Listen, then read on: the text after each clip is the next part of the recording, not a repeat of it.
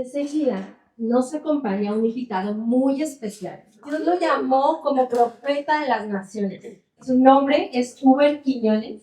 Realmente estamos muy agradecidos de que Dios lo haya traído aquí y nos viene a traer también un mensaje lleno de esperanza, de identidad, de transformación. Un aplauso a Uber Quiñones. Bendiga tu vida. Muchas gracias. Le damos gracias al Señor por haber permitido que estemos acá en este lugar. Sé que todo es un plan de Dios, no es un plan de Dios. No estaba en mí poder estar con ustedes acá, pero fue un viaje repentino en el cual Dios nos permitió que viniéramos para poder dar el mensaje y también poder ministrar por sanidad y por liberación. Bendigo tu vida, Rubén, quien fue el canal de bendición para nosotros poder estar acá. Sabemos y entendemos que Dios nos ha llamado con un grande propósito: impactar a las naciones. La Biblia habla acerca del evangelio y dice que el evangelio no es religión. El evangelio es poder de Dios para salvación de aquel que cree. En el original, poder significa peter, que tiene como significado capacidad de poder hacer nosotros algo en Cristo Jesús acá en la tierra. Entonces, de esta misma manera, yo quiero que leamos algunos textos bíblicos y quiero enfocarme en eso, en la sanidad y en la liberación. Y vamos a hacerlo rápidamente en Marcos. Puede buscar en Marcos capítulo 2, versículo 1 en adelante. Dice de la siguiente manera: entró Jesús otra vez en Capernaum después de algunos días y se oyó que estaba en casa.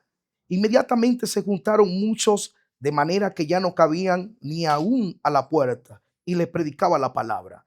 Entonces vinieron a él unos trayendo a un paralítico que era cargado por cuatro, y como no podían acercarse a causa de la multitud, descubrieron el techo en el donde estaban, y haciendo una abertura, bajaron el lecho en que yacía el paralítico. Y al ver Jesús la fe de ellos, le dijo al paralítico: hijo, tus pecados te son perdonados. Amén. Mis hermanos, una historia como esta nos refleja, uno, el poder de la fe, y dos, la manifestación de Jesús. Cuando hablamos de Marcos capítulo 2, estamos hablando, mis hermanos, de un acontecimiento que nos llena de fe y nos motiva a seguir creyéndole a Dios en gran manera. Pero si nos enfocamos en el tema, nos damos de cuenta la buena relación que tenía este paralítico. Nosotros en nuestras vidas necesitamos estar acompañados de personas buenas, de personas que tengan un mensaje positivo, de personas que nos levanten, de personas que cuando se acercan a nosotros, que no se acerquen por buscar un beneficio propio, sino una persona que se acerque por ser de bendición en nuestras vidas. Entonces, siempre necesitamos a alguien. Conquistar en la vida jamás se puede conquistar solo. Nos habla la palabra que mejor es el trabajo de dos que de uno. También nos dice que si uno se cae, el otro le levanta. Entonces vemos en esta escena a cuatro hombres que reciben una noticia, y al recibir esta noticia pensaron en su amigo paralítico, el cual durante muchos años estaba viviendo en esa condición de parálisis. Repita conmigo: saliendo de la parálisis. Saliendo de la parálisis. Wow, qué tremendo, ¿no? Posiblemente en algún área de tu vida tú estés enfrentando algo parecido, pero estoy seguro que Dios va a utilizar un mensajero, va a utilizar a alguien con un mensaje para decirte: levántate.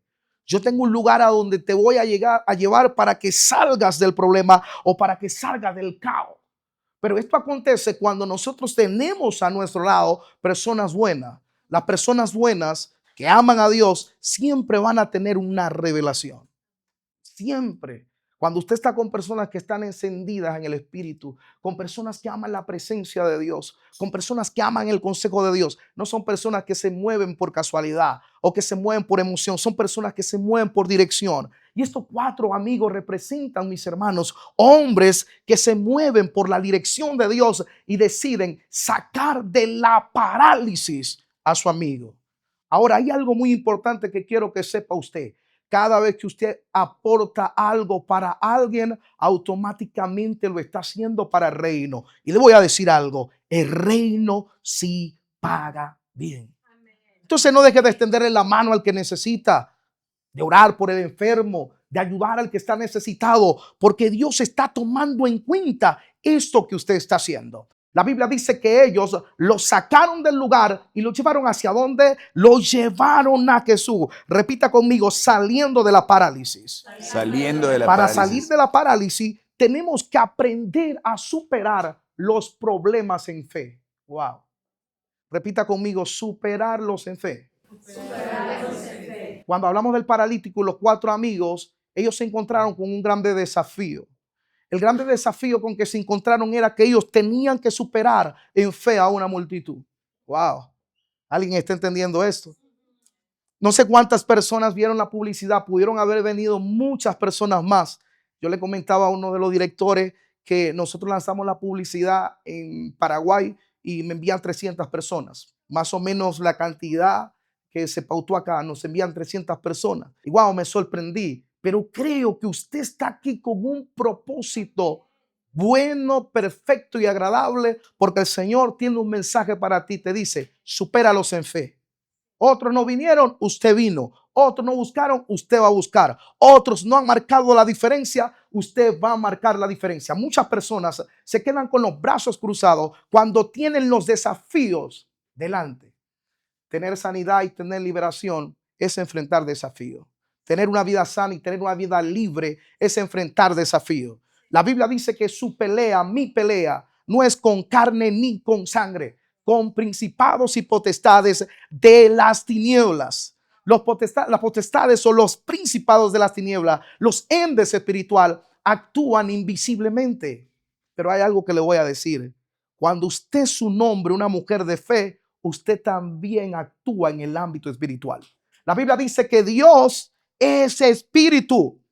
La diferencia de Satanás es que cuando alguien decide buscar a Dios en fe, sale de la parálisis. ¿Por qué? Porque automáticamente se le revela lo que ha de hacer. Y a ellos se les reveló. Hay una multitud. Esta multitud representa oposición. Posiblemente el enemigo le está diciendo, quédense allí paralizados, desistan del milagro. Pero ellos lo superaron en fe.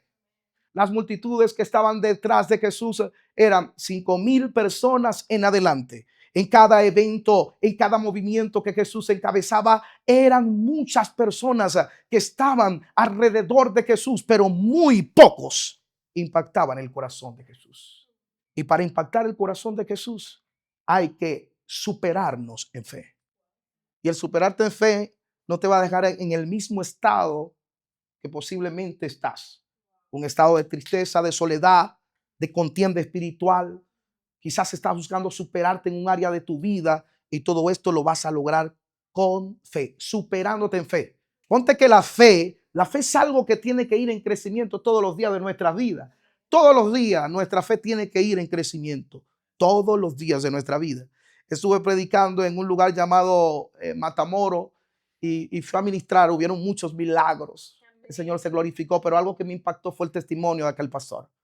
El testimonio de aquel pastor me impactó demasiado, porque por un momento de su vida, él dice que lo tenían secuestrado y al tenerlo secuestrado, estaban escogiendo algunos de los sicarios que pudieran matarlo, pero ninguno tenía la autoridad para matarlo. Hasta que se levantó uno y dice que cuando se iba acercando a él para quitarle la vida, empezó a llorar y lo miró fijo. Y el pastor dijo, yo reconocí esa mirada. Esa mirada era que Dios estaba obrando en él. Y me dijo de esta manera, toma tus llaves y vete.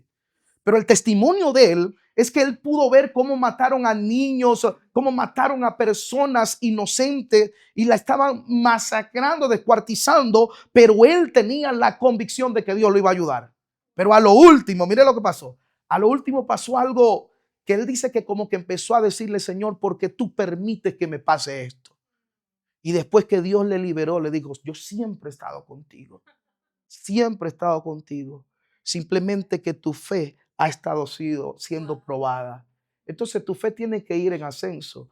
La iglesia tiene que superarse. Las personas, ¿sabe qué pasa hoy en día? Que las personas no quieren el evangelio porque muchas veces el mismo cristiano está viviendo una vida de caos, una vida en la cual no se ha superado, en la cual no ha crecido, en la cual no se ha proyectado, no ha desarrollado su vida. Entonces, una imagen mala automáticamente está hablando de un Cristo fracasado, y no tenemos un Cristo fracasado. Tenemos un Cristo que nos dice, debemos de superarnos en fe. Ahora, ¿cómo hago para superarme en fe? Una de las cosas que he podido notar a medida de que tengo una relación con el Señor es aprender a escuchar la voz de Dios. Por más que anhele y que quiera algo, si Dios no me habla, no me muevo.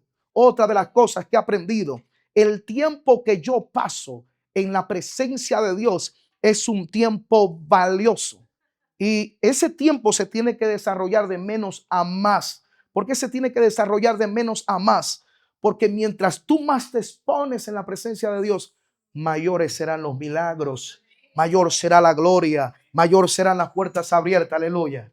Quiero decirle algo en fe. Yo veo en esta reunión a pastores, wow, veo a profetas, veo a evangelistas, veo a salmistas. Y siempre lo digo, cada vez que voy a predicar, yo no estoy predicando para alguien que lo va a intentar. Estoy predicando con la proyección y con la fe de que alguien se va a levantar y su fe va a seguir creciendo de tal manera que se van a trasladar los montes al fondo del mar. Fe, ya su nombre. Gloria al Señor. Amén. Gloria a Dios. Él es bueno. Diga gloria a Dios. Aleluya. Gloria a Dios. Vamos a aplaudirle a Él porque Él vive. Gloria a Cristo. Antes del desafío, ellos tuvieron que superar la multitud y luego hacer algo inusual que me llama la atención. Esta parte inusual siempre la hacen los hombres y mujeres de Dios. Tienen movimientos de fe, movimientos repentinos que otras personas van a decir es locura. Ellos se montaron arriba y partieron el techo, rompieron el techo. Es algo, mis hermanos, que de la manera que Dios le revela a ellos en la continuación tienen que romper el techo y le van a romper la lógica a lo que están delante de ustedes, pero es la manera de que el milagro acontezca. Si ustedes no rompen el techo ajeno, jamás va a haber un milagro. Y me encanta porque ellos no lo dudaron, se subieron en el techo y empezaron a hacer una abertura. El techo representa lo que divide mi vida del Señor. El techo representa el paso que tengo que dar para obtener mi milagro y obtener mi liberación. Entonces la Biblia dice: conoceréis la verdad y la verdad os hará libre. El enfoque de ellos es: rompamos el techo, porque al romper la última barrera que queda, vamos a estar delante de Jesús. Amén. Vamos.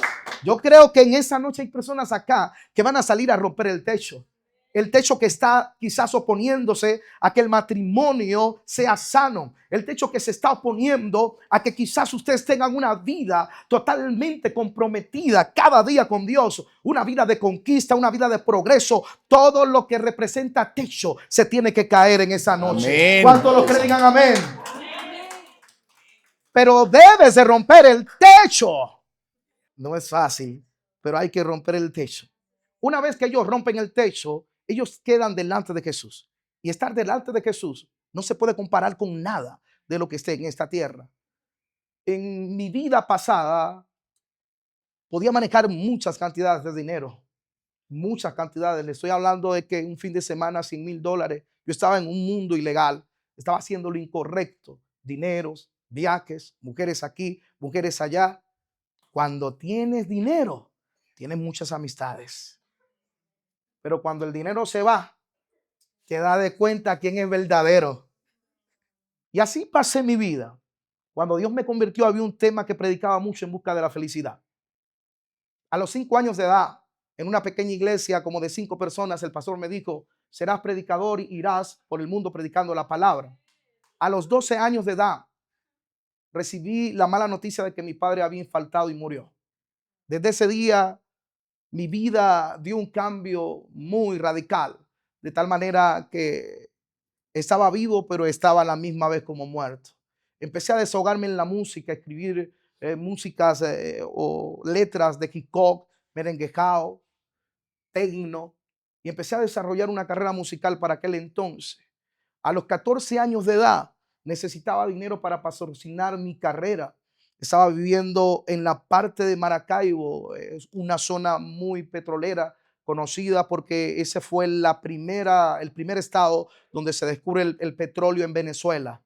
Soy venezolano, tengo nacionalidad colombiana por mi mamá, que emigró a Venezuela, y estoy casado con una paraguaya y tenemos ministerio en Paraguay, para aclararles.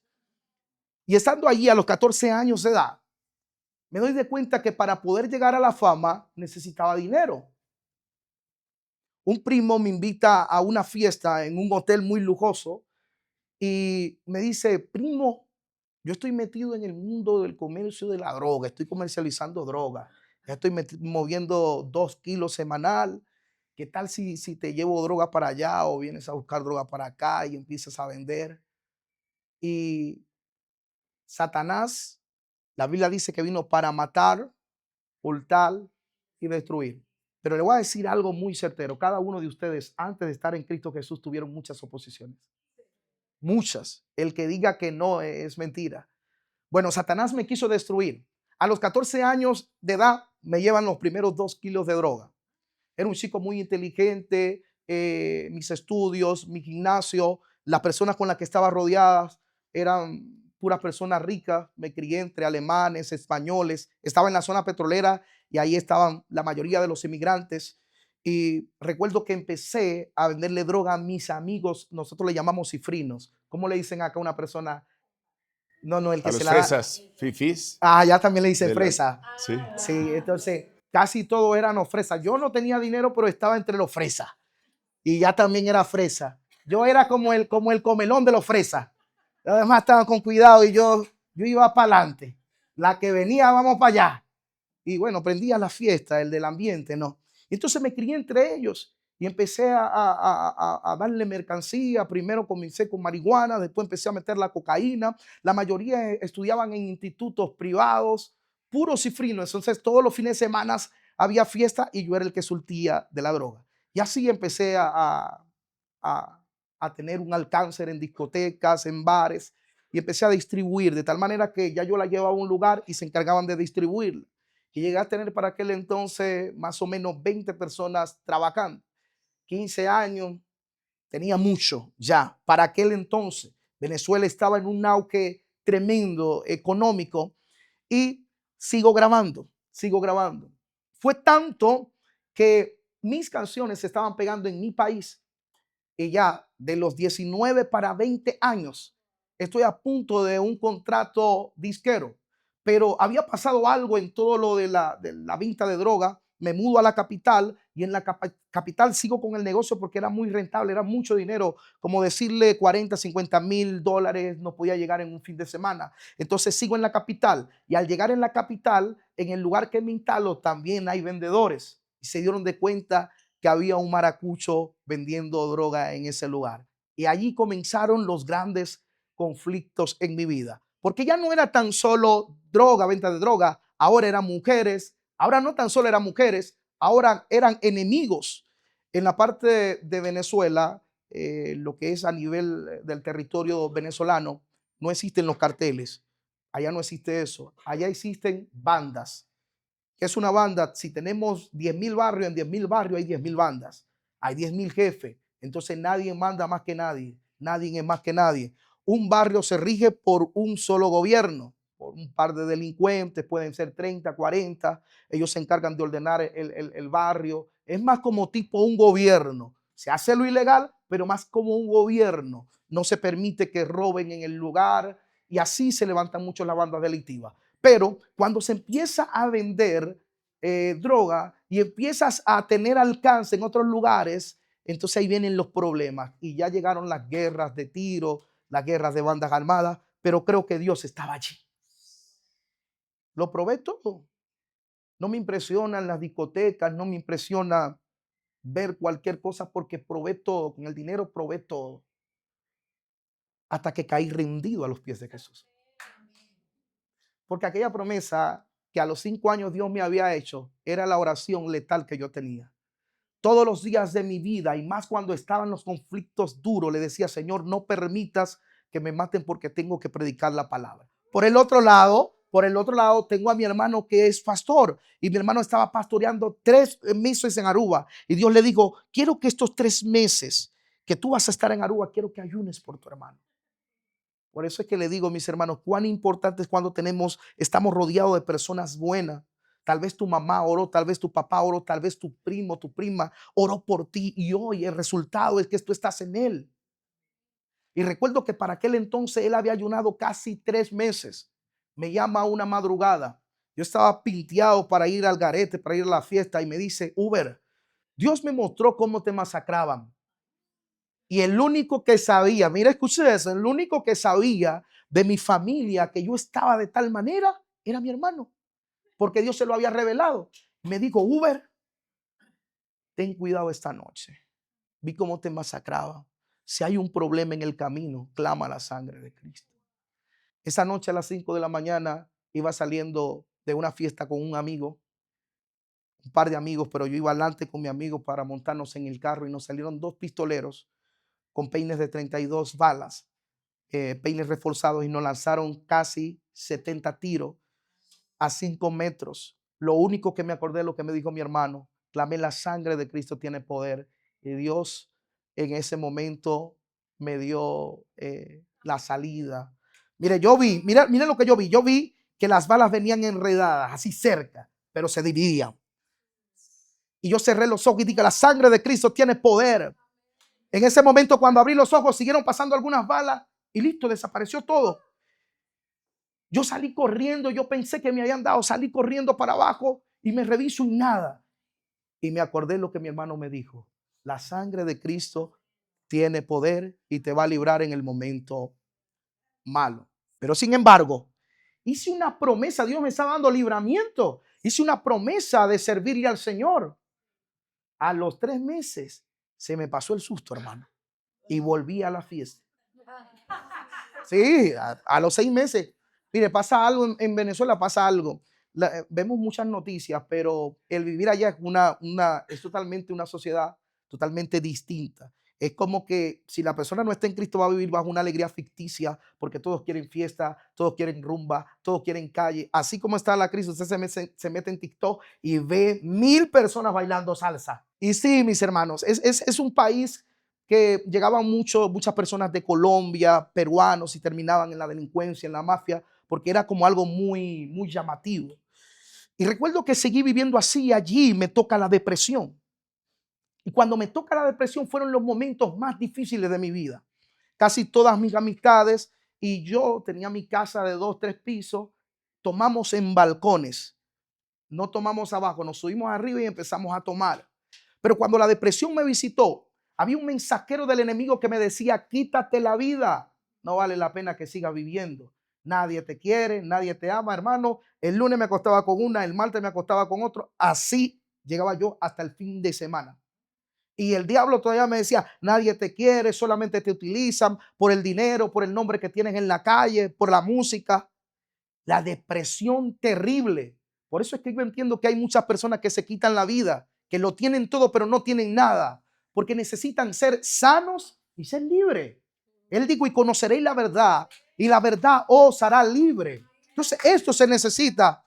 Es más, mis hermanos, le doy un consejo. No dé pasos para hacer la voluntad de Dios o para predicar este evangelio si usted primero no busca la libertad y la sanidad interior. Estaba tan mal, dice hermanos, que tenía que ya beber de lunes a lunes para poder sobrellevar la carga. Ya tenía casi 80 personas trabajando y escuchar de repente amenazas, audios, te vamos a matar. Entonces, pagarle a la ley para estar al margen, estar con tantos enemigos, estar pendiente ya sin poder dormir, pero con una depresión terrible. Porque cuando tú tienes un llamado del Señor, ni que te metas donde te metas. Cuando la depresión me tocó, fue el punto más difícil de mi vida en el cual tuve que doblegarme y recordar lo que el Señor quería hacer. Fui a una prédica de mi hermano en la iglesia que estaba pastoreando, de aquí a Aruba, y recibí la palabra. Aruba está 20 minutos en avión ahí recibí la palabra y mi hermano me dijo, quiero que grabes el mensaje en mi teléfono porque voy a la radio y de la radio voy a predicar y graba el mensaje para ver cómo se escucha. Y había una alabanza que pusieron y yo la grabé que se titula ¿A quién iré? Yo sé que aquí hay gente que le gustan las alabanzas viejitas. ¿A quién iré en busca de paz? ¿Y quién podrá mi vida cambiar? Esa alabanza. Hermanos, escuché la prédica, agarré mi vuelo, me devolví a Venezuela y la depresión terrible. Cuando llego de Aruba, me iba a acostar y cuando me acostaba, literalmente lo veía. Cerraba los ojos, veía un demonio. Este demonio era como un pulpo y venía y se me montaba arriba y me metía todos sus brazos y empezaba a ahogarme. No es algo que me dijeron, es algo que lo viví. Y así empecé a ser tormentado durante 7 meses, pero había una sola cosa que tenía que hacer para dormir. Escucharle el mensaje de la palabra de mi hermano, escuchar la alabanza todos los días. Si yo no hacía eso, el espíritu venía. Pero cada vez que hacía eso, era como el remedio para que esto no viniera a atacarme. Y era el Señor doblegando. Uber, ¿hacia dónde vas a ir? Antes de que un hombre o una mujer se vuelva al Señor, Satanás va a utilizar los últimos intentos. Recuerdo que para ese entonces estoy a 2 días de firmar un contrato con un sello disquero de Venezuela. Estábamos en el PUN en la música allá y este contrato disquero era una persona reconocida y me iba a empezar a mover en varios países y era lo que yo había dicho. Si logro pegar y hacerme famoso, dejo lo ilegal. Pero Satanás sabía que estaba a punto también yo de renunciar a eso. Porque durante 8 años luché para ser un cantante profesional, con todo un talento, con todas las letras, con toda una aprobación, más que todas las personas del barrio, ya escuchándome en los barrios de Caracas, barrios de Maracaibo, barrios de Valencia. Y recuerdo que esa fiesta que hicimos fue como para celebrar lo logramos. Las bailarinas estaban contentas, nuestro productor estaba contento, fue y me visitó y me dijo, por fin vas a salir de esa vida, me dice él. Empezamos a tomar, hermanos. Una promesa yo le hice a Dios. Le dije al Señor, nunca le voy a poner la mano a una mujer, porque mis padres se separaron porque mi papá le pegaba a mi mamá y crecí con eso. Crecí desde chiquito, o sea, desde mi niñez, sabiendo que mi papá maltrató a mi mamá y por eso se dejaron. Y lo más irónico no fue eso. A mí me tocó vivir con mi papá y mi papá nos amaba lo mejor para nosotros. Pero cuando mi papá murió, fue para mi vida algo que yo cargué durante mucho tiempo y eso fue lo que me llevó a tomar muchas malas decisiones. Al punto de que cuando estoy a punto de firmar este sello disquero, mis hermanos, estamos celebrando, tomando, drogándonos. Estoy con mi novia, una modelo para aquel entonces. Para usted se imagina lo que estábamos viviendo nosotros. Y recuerdo que yo había hecho esa promesa. Y ese día consumimos tanto y tomamos tanto que vine y le di una bofetada. Le dije, vete a dormir y me fui con mis amigos. Pero nunca había hecho eso. Pero era tanta la droga que ya había consumido que me fui con mis amigos y nos fuimos a una fiesta. En esa fiesta nosotros normal llegábamos armados a la fiesta y recuerdo que empezamos a bailar salsa y estaba todo tranquilo hasta que hubo un problema con una persona y yo perdí la noción, la conciencia. Y ahí es donde uno se da cuenta que el tomar y el drogarse llega un momento en que tu conciencia queda en cero. Mi conciencia quedó en cero, estaba bailando, estaba disfrutando, pero estaba en cero. Al otro día me cuentan todo lo que pasó. Me cuentan, hubo un problema y vos fuiste el primero que sacaste la pistola y se la pusiste al tipo que manejaba todo el sector. Y los amigos míos levantaron sus 5 armas, pero eran 5 armas en contra de 50 armas, pistolas. Y mira, yo estaba inconsciente de lo que estaba haciendo. No sé si a alguien le pasó eso. Allá levantó la mano uno. Te pasó que tomaste mucho y en el momento quizás eres consciente, pero al otro día no te acuerdas de lo que hiciste. Sí, estaba un varón por allá, me dice, oye, te cuento mi testimonio, profeta. Yo era terrible, yo me emborrachaba y empezaba a hacer stripper. Y empezaba a mostrar sus nalguitas allí, bueno, para que usted vea cómo... La gente se vuelve loca, ¿no? Entonces, eso me pasó. En ese momento, cuando yo levanto la pistola y los amigos míos levantan la pistola, se mete una chica que había sido novia mía, pero yo no me acuerdo. Se mete y dice, a Uber no lo van a matar acá. Y en ese momento llama al hermano que es Pran de una de las cárceles en aquel entonces peligrosa. Los Pranes son jefes de cárcel que mandan en la cárcel y mandan afuera. Tienen un peso muy fuerte. Y lo llamó y por causa de esa llamada no hubo muerte. En la mañana me paro con ese ratón. Nosotros le decimos ratón. En Colombia le dicen guayabo. ¿Cómo le dicen ustedes? Resaca. Resaca. Chacho, y me paro con eso y le digo, viene y me dice, mi amigo viene y me dice, chamo, mira lo que tú hiciste. Ayer cacheteaste a tu jeva y tu jeva está con el cachete morado y no quiere saber nada de ti. Y no, chamo, estás loco y viste el problema que tuvimos y tal cual problema. No, pasó esto. Vete, le echamos en serio. Entonces el amigo mío prende un Philly para fumar y en ese momento que me pasa para fumar, yo lanzo el primero y el Señor viene y me dice así: esta es la vida que tú quieres. 1, o terminas muerto. 2, terminas preso. O 3, terminas en mis brazos. Esa es la salida que tienes. Y yo me quedé impresionado porque no pude fumar. En ese momento no pude fumar. Y el amigo me dice, ¿qué pasó? ¿Por qué no estás fumando? ¿Estás cagado? ¿Tienes miedo? Me dice, no tengo miedo, tranquilo. Entonces me meto para el baño a lavarme la cara y mientras me estoy lavando la cara de nuevo, ¿será que son mis pensamientos? Y vuelve el Señor a decirme, 1, terminas muerto. 2, terminas preso. O 3, terminas en mis manos. Tomar esa decisión, mis hermanos, fue tremendo. Porque en ese momento fue donde yo reconocí que realmente el poder del diablo existe. Cuando subo a la cima para irme al tren, porque lo primero que se me metió en la cabeza, tengo que irme de este lugar si quiero salir de esto. Tengo que irme. Teníamos un apartamento como a 3 horas y dije, me voy para allá. Entonces, cuando subo a la cima, porque estoy hablando que son barrios que son favelas, cuando subo a la cima, escucho una voz que me vuelve a decir, quítate la vida, pero ahora con más agresividad. Es como que no tienes voluntad propia. Y venía un autobús, pero muy duro. Y cuando el autobús venía en el cruce muy duro, lánzate. Y me volví a acordar lo que mi hermano me dijo. La sangre de Cristo tiene poder. Me lancé. Casual que en el lugar ese nosotros teníamos solamente moto porque era favela. Si yo llamo al amigo para que me vaya a buscar en un carro que tenía, no sé, una camioneta, y cuando llamo al amigo que estoy esperándolo, pero con ese ataque terrible, viene otro amigo mío y me dice, ¿para dónde vas? Móntate, y me llevó a la estación del tren. Cuando llego a la estación del tren, eso que me atacó en aquella parada me volvió a atacar, pero más fuerte. Y me dijo, a lo que venga el tren a 10 metros te lanzas. Las corrientes están debajo en los rieles. Hay muchas personas que se matan a diario en ese lugar.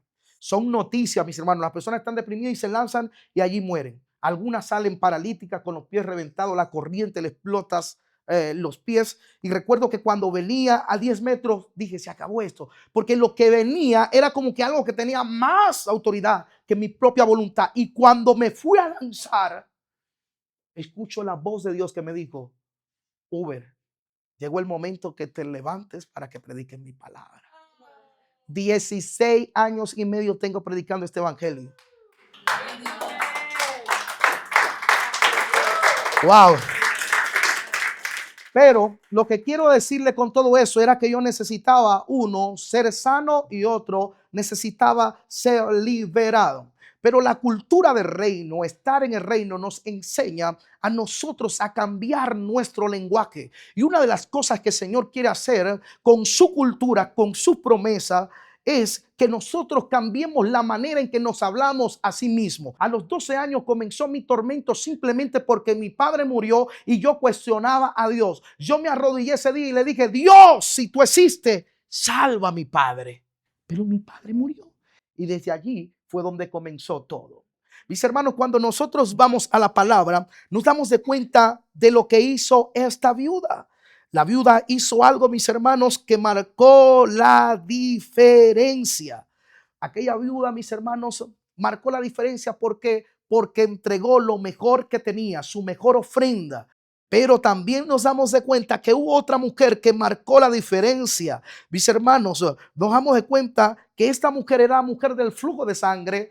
En Marcos nos habla acerca de lo que esta mujer estaba viviendo. Tenía 2 años con el flujo de sangre. Y dice que había gastado todo cuanto tenía y en vez de mejorar, iba empeorando.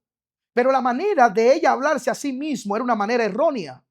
Ella decía, voy al médico porque el médico tiene una solución.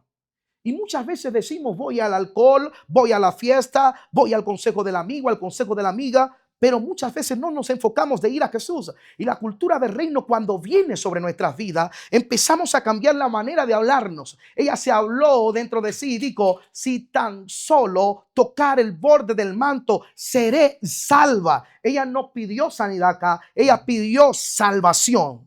Quiero que se quede aquí en esa palabra. Qué tremendo. Cuando ella se habla conforme a la cultura del reino en fe, ella cambia su historia. Para tú ser sano y sana en el área que tú estés viviendo, una de las áreas que tenemos que moderar es la manera de hablarnos a nosotros mismos. Si dices que eres un perdedor, si dices posiblemente que eres un fracasado, si dices que no naciste para ser feliz, eso es lo que va a acontecer. Se repite un patrón y es un patrón de conducta al cual tú te acostumbraste. Pero cuando cambiamos el lenguaje, empezamos a marcar la diferencia. ¿Cómo le diría yo a mi hijo? A mi hijo que tiene 1 año, yo le digo, tú eres un profeta a las naciones. Irás a levantar el caído. Las naciones, el Señor te la dio para que tú las sujetaras. Tú eres mi herencia. No te apartarás ni a la izquierda ni a la derecha. Estarás enfocado. Serás un hombre de bien. Impactarás las naciones. Y sobre todo, amarás a Dios con todo tu corazón. Yo lo llevo al altar y hago esto con mi hijo. Porque ya yo entendí de la manera en que yo tengo que hablarle. Y cuando ella hizo esto, cambió la manera de hablarse. Ella provocó el milagro en Jesús. Dile al que está a tu lado, debes de cambiar la manera en que te estás hablando. Dentro de ti puede haber un milagro muy grande. Wow, qué tremendo, ¿no? ¿Qué iba a imaginar yo que iba a profetizar? ¿Qué iba a imaginar yo que iba a pastorear? ¿Qué iba a imaginar yo que iba a mentorear tantas personas en el ámbito espiritual? Yo no iba a imaginar eso. ¿Quién iba a imaginar que por causa del testimonio que di en una entrevista, conocí a nuestro estimado Rubén, que también declaro el ministerio pastoral sobre él, en el nombre de Jesús? Todo tiene su tiempo. Pero Dios no se equivoca. Estaba allí sentado y el Señor me dijo, ¿recuerdas lo que dijo Denzel Washington?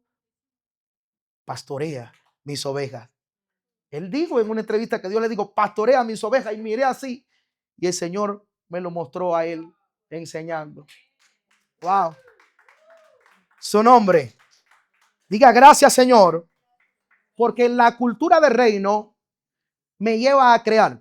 Cuando la Biblia dice que somos hechos semejante a Dios, una de las razones por las que somos hechos semejante a Él es porque nos dio la facultad para crear. Y las cosas que no son, cuando las proclamamos, se hacen.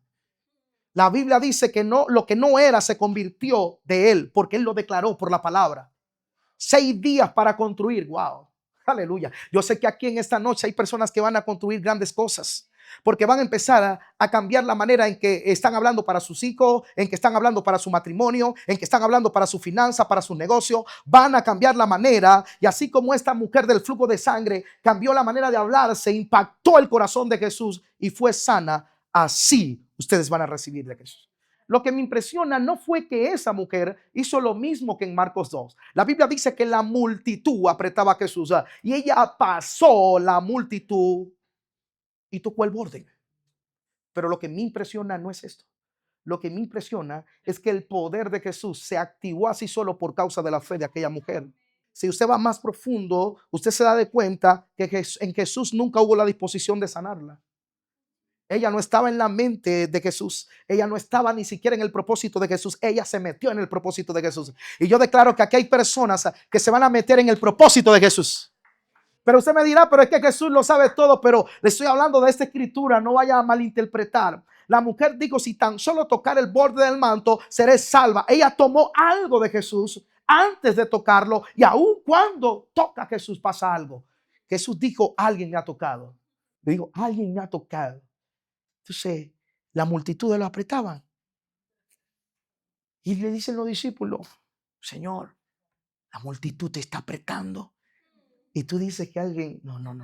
Este toque fue un toque especial, un toque de poder, un toque de fe.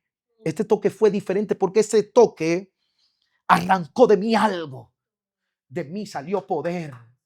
Y dice que la mujer no pudo quedar más descubierta. ¿Y qué pasó en ese momento? Salió a la luz. Porque algo que tú no vas a poder hacer en esta tierra es quedarte oculta cuando hay una manifestación de Jesús. Porque cuando hay una manifestación de Jesús, Jesús está diciendo, la lógica de los hombres la he roto con esta manifestación para que vean. Entonces, cuando esta mujer fue sana, Jesús la sacó a luz. Ella no pudo esconderse más. Y digo, yo fui. Hay una poderosa declaración profética en esta noche. Vas a empezar a sustraer de Jesús cosas que la gente la verá evidentemente en ti. Gracia, unción, poder, favor. Vas a tocar puertas que ni siquiera la tocarás literalmente. Cuando decidas ir a tocar esa puerta, ya esa puerta está abierta. Vas a tener contactos que aunque esos contactos no te conozcan, ya Dios preparó la manera para conectarte con esa gente. Gloria a Dios. Van a empezar a acontecer cosas maravillosas en tu negocio. Cosas sorprendentes, avances extraordinarios. Que yo tengo una pequeña venta de dulces, una pequeña venta de café. Esa pequeña venta de café se puede convertir en una marca nacional, créelo. Porque Él te está diciendo, solamente necesita sustraer de mí lo que tú necesitas y yo me manifestaré y te haré notoria aquí en la tierra. Pero tiene que sustraer lo poderoso de Dios. Amén. Pero cuando vamos a Hechos 3:6. Me impresiona también. Es otro testimonio de milagro. Este testimonio me impresiona porque estos hombres están totalmente espirituales. Repita conmigo, espirituales. De tal manera que no le preocupa lo que han de comer y lo que han de vestir. Podemos llegar a ese nivel de fe. Hermanos, decimos tenemos fe, pero necesitamos ser probados. Estaba hablando, mis hermanos, que para salir de la parálisis tenemos que tener la cultura de reino. Y para ser sanados y liberados tenemos que movernos en una cultura de reino. Jamás usted puede sustraer, obtener algo de Dios si usted no se mueve en los principios de la palabra. ¿Ven? Entonces, uno de los principios que tenía Pedro y Juan era ir a orar a la hora. ¿A qué hora iban a orar? A la hora novena. Ellos iban de costumbre a orar. Y tal vez te ha pasado que has estado insistiendo en una oración. Has estado dándole fuerte en esa oración por ese objetivo y nada ha pasado. Dice el Señor, mantente en mi cultura, que sea un estilo de vida, que sea una costumbre. Usted no va al Señor a orar al Señor para que el Señor le traiga una respuesta cuando usted quiere. Usted dígale, Señor, solo tú lo sabes. Mira, solo tú lo sabes, fue lo que le dijo Pedro cuando aceptó el llamado. Solo tú lo sabes. Fue lo que le dijo Pedro cuando aún estaba peleando con su terquedad. Y cuando le dijo, solo tú lo sabes, entonces le dijo, pastorea mis ovejas. Ya no eres más terco. Ahora te estás dando de cuenta que yo lo sé todo. Jesús oró en el Getsemaní. ¿Cuántas horas oró? Oró 3 horas en el Getsemaní. Cada hora iba y oraba 1 hora. Imagínese, si tu oración es una oración potente, violenta, que rompe el primer cielo, el segundo cielo y llega a Dios. Imagínate la oración de Jesús. Mas sin embargo, Él le dijo, Padre, que no se haga como yo quiero, sino que se haga como tu voluntad dice. Entonces, en la cultura del reino yo me mantengo alineado a Él. Porque cuando voy a Él, su fragancia, su esencia está sobre mí. Cuando voy a Él, su amor está sobre mí. Cuando voy a Él, su pasión está sobre mí. Cuando voy a Él, su confianza está sobre mí. Él dijo, en el mundo tendré aflicciones, pero confiad, porque yo he vencido al mundo. Entonces estos hombres pueden ser que tengan muchos problemas en su vida, pero a la hora novena, ¿a dónde iban? A Jesús. Iban a Jesús. Yendo a buscar, dice la palabra, que se encontraron con un paralítico de nacimiento. Cuando usted va a Génesis capítulo 2, usted se da de cuenta que Dios en el capítulo 2:8, Génesis capítulo 2:8, Dios puso al hombre en un lugar perfecto, bueno. Pero cuando va a Génesis capítulo 3, usted se da de cuenta que el hombre desobedece y empezaron a venir consecuencias. Pero siempre Dios ha diseñado un plan para sanarnos, para liberarnos, para restaurarnos y para darnos vida en abundancia. ¿Y cuál era el plan que tenía diseñado para este chico que la vida lo había marcado, lo habían condenado? Según la costumbre judía, las personas que estaban pidiendo limosna tenían que tener una capa. Esa capa tenía una representación, una identidad. Repita conmigo, una identidad. Si la persona está enferma, su identidad es ser una persona enferma. Si la persona es una persona problemática, ¿cuál es la identidad? No, yo te conozco porque tú eres problemática. Si la persona es una persona terca, ¿por qué la va a conocer usted? Entonces ellos se mantienen en la cultura del reino y ellos son sanos y ellos son libres. Pero como ellos son sanos y son libres, ellos tienen la capacidad, la autoridad y la legalidad para ministrar a este hombre. Este hombre que tenía una identidad de ser lisiado, de ser paralítico, pero sobre todo, mis hermanos, lo que más llama la atención era que era un mendigo. ¿Y sabes por qué Satanás quiere tener enferma nuestras vidas, dañado nuestro corazón y sin libertad? Es porque quiere que nosotros tengamos una identidad de problemas, una identidad de miseria, una identidad de deudas, de caos. Mas la Biblia dice que Jesús vino para que tengamos vida y la tengamos en abundancia. En ese mismo momento le dijeron, no tenemos plata y no tenemos oro, pero lo que tenemos te damos. Entonces la pregunta es, ¿podemos vivir sin recursos? ¿Podemos adorar sin recursos? Wow. Y siguen orando. Y posiblemente el negocio no se le está dando y siguen orando. Y posiblemente le llega el mensajito a Pedro: Pedro, ¿por qué no te vuelves a dedicar a la pesca? Porque la pesca es tu empresa. La pesca es lo que tú sabes hacer. Desde niño estás en el mar pescando. Pero Pedro sabía y entendía algo. Yo estoy bajo la cultura del reino. Y la cultura del reino tiene poder para sanar. Tiene poder para liberar. Y tiene poder para cambiar las cosas. Aleluya. Entonces lo primero que hicieron ellos para operar en el milagro fue que ellos cambiaran el rumbo de su vista, el rumbo de su enfoque. Le dijeron, míranos a los ojos.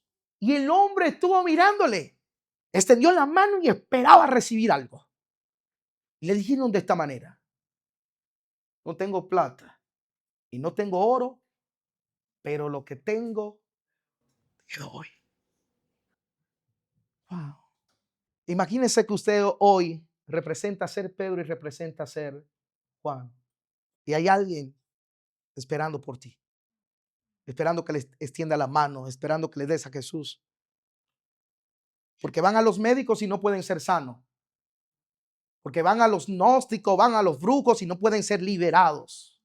Pero yo creo que si Dios permitió que hiciéramos esta conferencia es porque a partir de este día Dios va a empezar a hacer cosas inusuales para que, mis hermanos, le entreguemos a Jesús a los que lo están necesitando. Le demos a Jesús. ¿Cómo le pago yo al Señor lo que ha hecho por mí?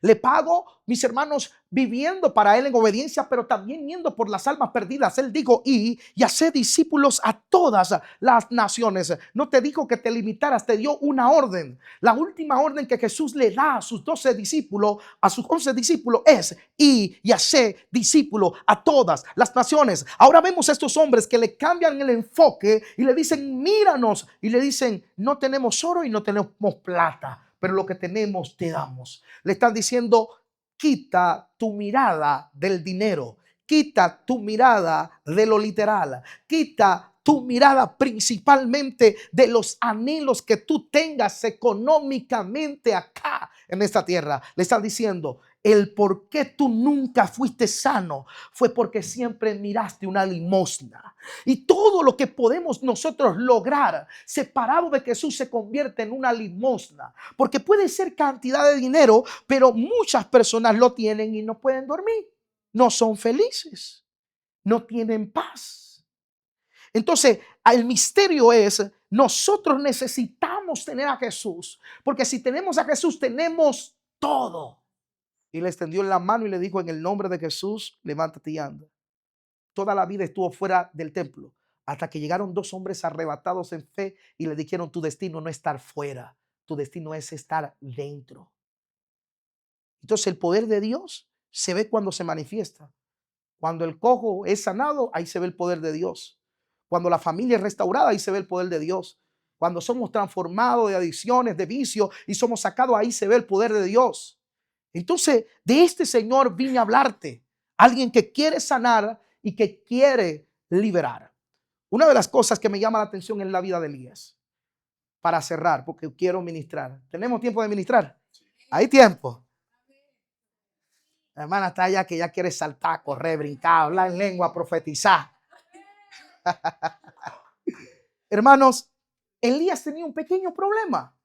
Que Elías todo le salió bien. Todo le salió bien. Pero el problema que había una área en Elías que no estaba bien. Él dijo de esta manera: ¿acaso yo soy mejor que mis padres? ¿Qué dijo Elías? ¿Acaso yo soy mejor que mis padres? Quítame la vida. Hermanos, hombres y mujeres que adoran a Dios, luchando con depresión, luchando con tristeza, luchando con grandes gigantes, pastores. Hemos visto noticias en Colombia, se vio una noticia en Brasil, se vio una noticia que el pastor salió del culto y fue y se quitó la vida. Fui a ministrar en una iglesia y Dios me dio un mensaje de exhortación, pero trato de ser muy prudente en esa área. Buscar de dar la exhortación, pero también de dar el consuelo, porque todo tiene un propósito. Y el propósito es que la alma se vuelva. Aquel pastor estaba pastoreando y estaba violando personas. Entonces di el mensaje, eran 3 días de actividad y al segundo día no me cortaron, no quisieron que siguiera predicando. Y bueno, yo me fui, el Señor me dijo, no agarre la ofrenda. Yo me fui. A los 2 meses sale por los periódicos, buscan al pastor porque tal violó niña. Ese día era el día en que Dios le estaba dando una oportunidad, porque Dios estaba llamando a arrepentimiento a ese hombre. Entonces, nosotros podemos ser hijos de Dios, pero podemos estar luchando con ciertas áreas de nuestras vidas. Y lo que estaba luchando con él era con algo que no había superado en casa. Y él se superó como profeta, se superó como hombre de Dios. Era un hombre leal a Dios, fiel a Dios, pero cayó el cansancio. Y cuando cayó el cansancio fue por una sola cosa. Cae el cansancio porque él carga una carga pequeña, pero durante muchos años. Y quiero que te identifiques con eso. Yo no sé cuál es la carga, yo no sé qué es lo que avasalló tu vida, pero quiero que le identifiques porque hoy será una noche donde Dios va a sanar y va a liberar. Repita conmigo, el propósito de Dios es sanar y es liberar. Pero para sanar tenemos que direccionarnos por la palabra. Y lo segundo, confesión. Si no hay confesión, no hay sanidad. Ahora le hago esta pregunta. ¿Usted ha ido al cura a confesarse? Pero ¿sabe por qué no aconteció nada? Porque sabemos que ellos no se santifican. No aconteció nada. Hermano, en Paraguay, mis hermanos, hubo un tiempo en que se aliaron 3 países, Argentina, Brasil y creo que Bolivia. Atacaron a Paraguay de tal manera, mis hermanos, que no dejaron casi hombres. En esa guerra no dejaron casi hombres. Entonces los hombres que estaban empezaron, mis hermanos, se hizo como una ley que podían tener varias mujeres. Pero en eso se metió el espíritu para que los hombres abusaran y violaran. Entonces es muy común que se vea de vez en cuando personas que están caminando en la vida allá, pero han sido abusadas. Me abusó mi tío, me abusó mi primo, y todo esto acontece. Y Dios, cuando nos llevó a Paraguay, nos dio esta oportunidad de que las personas se desahogaran, se abrieran. Era como que el mismo Dios lo permitía, predicaba y de repente decían llorando, quiero confesarle algo que no se lo confesaba a nadie. Entonces, bueno, vamos a una mentoría y me dice, mi papá me abusó. Yo me quedo en silencio porque en ese momento el Espíritu de Dios va a trabajar. Llorando, llorando, llorando, llorando. En ese momento un hombre de autoridad en el mundo espiritual está arrancando el dolor. La vida de esta persona va a ser sana. Por eso es que usted ve, ay, la chica, mira, buen semblante, bien vestida, mira, tenía una vida comprometida con el éxito. Y se quitó la vida, está en depresión. Hermano, porque no ha sacado la bomba de tiempo que tiene dentro. Entonces, esto fue lo que le pasó a Elías. Y esto fue lo que le pasó a este pastor que abusaba. ¿Sabes qué pasó? Pasó que a él lo abusan cuando niño, el espíritu tiene legalidad, entró con legalidad y en el futuro él termina violando. Una persona que viola, que comete ese error, es porque ha sido abusada, ha sido víctima y entonces se repite y él lo ejecuta. Pero para ser sanos, una de las cosas que tenemos es que nosotros tenemos que confesar el poder de la confesión con un hombre, con una mujer de suma autoridad, que usted sepa que es una persona íntegra, que no va a estar develando su secreto. Pero en ese momento, cuando la persona confiesa, el hombre o la mujer que está en santidad agarra y deshace la obra del mal. Recuerde que la palabra dice que Él nos dio poder y autoridad para deshacer todas las obras del mal, para tomar en nuestras manos escorpiones, serpientes. Y dijo, y les doy autoridad sobre todas fuerzas del mal. Y nada, pero pasa, mis hermanos, que, mira, ministro una liberación. El demonio se manifestó, ¡ay! Cayó por tierra, se fue el espíritu. Y entonces yo no puedo llegar a dormir. Yo tengo que llegar a orar, a darle gracias al Señor. Y muchas veces esos espíritus vienen a visitarme, pero ya yo en el espíritu estoy despierto. Entonces, en el nombre de Jesús, espíritu inmundo, te conozco. ¡Fuera! Y listo, y sigo durmiendo. Hay momentos que solamente levanto la mano y menciono a Jesús en mi mente y listo. Entonces, ese poder el Señor se lo dio a la iglesia. Él dijo, y estas señales seguirán a los que creen en mi nombre. En mi nombre echarán fuera demonios, hablarán nuevas lenguas, colocarán las manos sobre los enfermos y los enfermos sanarán. Esta autoridad la tiene la iglesia. Entonces no podemos llenar la iglesia o llenar de almas la iglesia llevando a personas sin darnos de cuenta de lo que internamente puede estar teniendo esta persona. Tenemos que orar. Usted que está en célula, usted que está ganando alma, usted que está mentoreando, pídale al Señor que las almas que usted esté mentoreando sean verdaderamente libres, se abran. Y cuando se abren hay una sanidad extraordinaria. Esto fue lo que hizo Elías.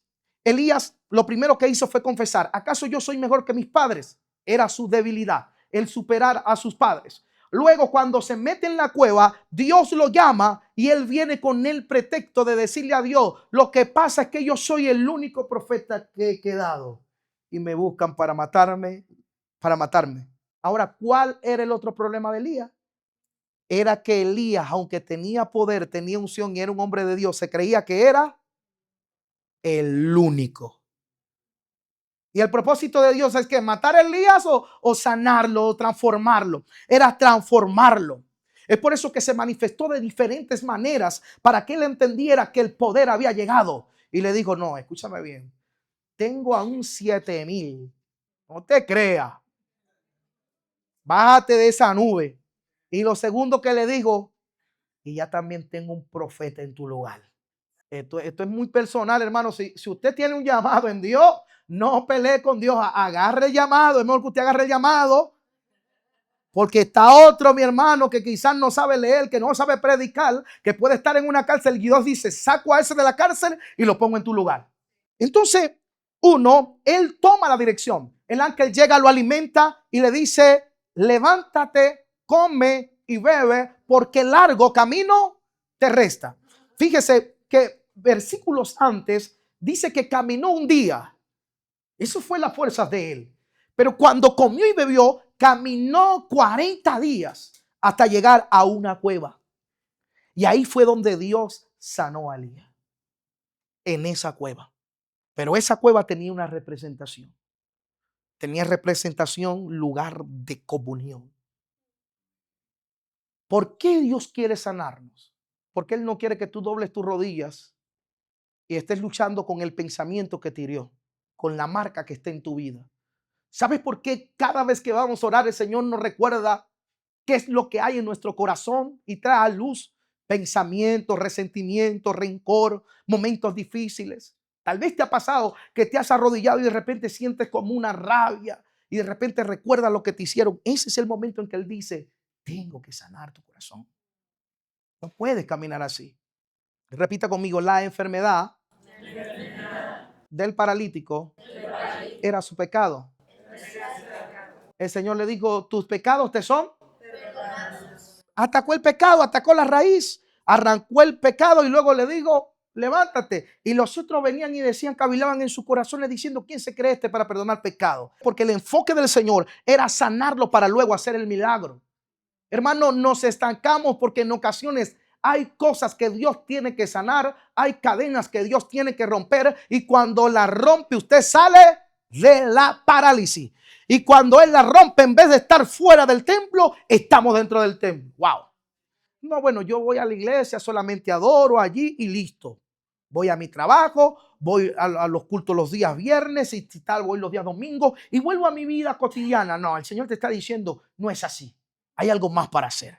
Hay alguien a quien predicarle, hay alguien a quien hablarle, hay alguien a quien darle palabra. Te quiero dentro del templo. Él sabía que ahí oraban, pero no entraba a orar. Él sabía que ahí adoraban, pero él no entraba a adorar.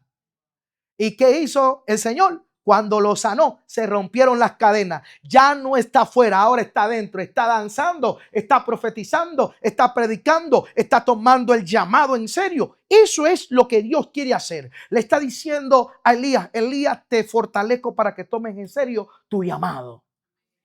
Y lo sanó. Amén. Y esto es lo que el Señor va a hacer. Uno, la dirección de Dios te lleva a la sanidad, al lugar correcto donde vas a ser sano, a la persona correcta. Dos, la confesión. La Biblia dice, mis hermanos, aunque el que confiesa su pecado prospera, mas el que no, se detiene, se atrasa. ¿Será que Cristo merece un aplauso fuerte?